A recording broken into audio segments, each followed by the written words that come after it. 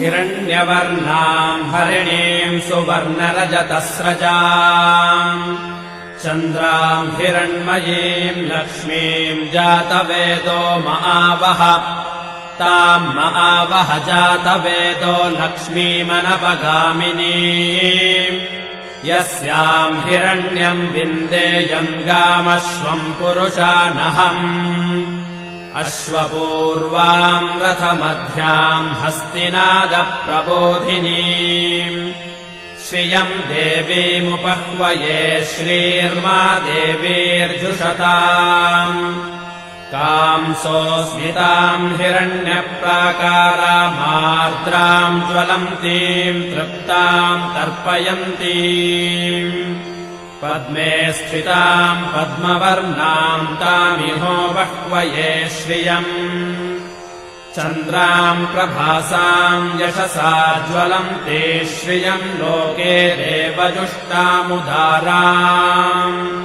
ताम् पद्मिनीमेम् शरणमहम् प्रपद्ये अलक्ष्मीर्मे नश्यताम् त्वाम् वृणे आदित्यवर्णे तपसोऽधिजातो वनस्पतिस्तव वृक्षोऽथ बिल्वः तस्य फलानि तपसानुदन्तु मायान्तरायाश्च बाह्या अलक्ष्मीः उपैतु माम् देवसखः कीर्तिश्च मणिना सह प्रादुर्भूतोऽस्मि राष्ट्रेऽस्मिन् कीर्तिमृद्धिम् ददातु मे क्षुत्पिपासामलाम् ज्येष्ठामलक्ष्मीर्नाशयाम्यहम् अभूतिमसमृद्धिम् च सर्वान्निर्नुद मे गृहात् गन्धद्वाराम् दुराधर्षाम् नित्यपुष्टाम् करीषिणीम् ईश्वरेगुम् सर्वभूतानाम् तामिहो बह्वये श्रियम् मनसः काममाकोतिम् वाचः सत्यमशीमहि पशूनाम् रूपमन्नस्य मयि श्रीश्रयताम् यशः कर्दमेन प्रजा भूता मयि सम्भव कर्दमा श्रियम् वासय मे कुले मातरम् पद्ममालिनीम् आपसृजन्तु स्निग्धानि चिक्कीतवस मे गृहे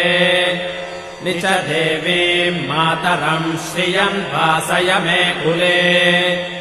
आर्द्राम् पुष्करिणीम् पुष्टिम् सुवर्णाम् हेममालिनीम् सूर्याम् हिरण्मयीम् लक्ष्मीम् जातवेदो महावः आर्द्राम् यः करिणीम् यष्टिम् पिङ्गलाम् पद्ममालिनीम्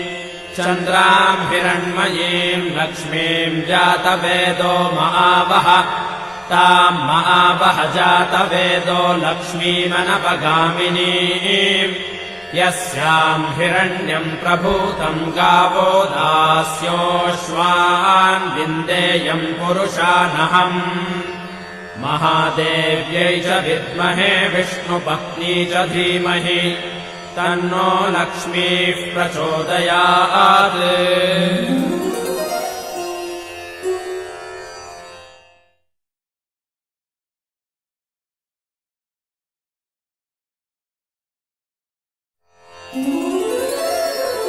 हिरण्यवर्णाम् हरिणीम् सुवर्णरजतस्रजाम् चन्द्राम् हिरण्मयीम् लक्ष्मीम् जातवेदो महावः ताम् महावः जातवेदो लक्ष्मीमनपगामिनीम् यस्याम् हिरण्यम् विन्देयम् गामश्वम् पुरुषानहम् अश्वपूर्वाम् रथमध्याम् हस्तिनादप्रबोधिनीम्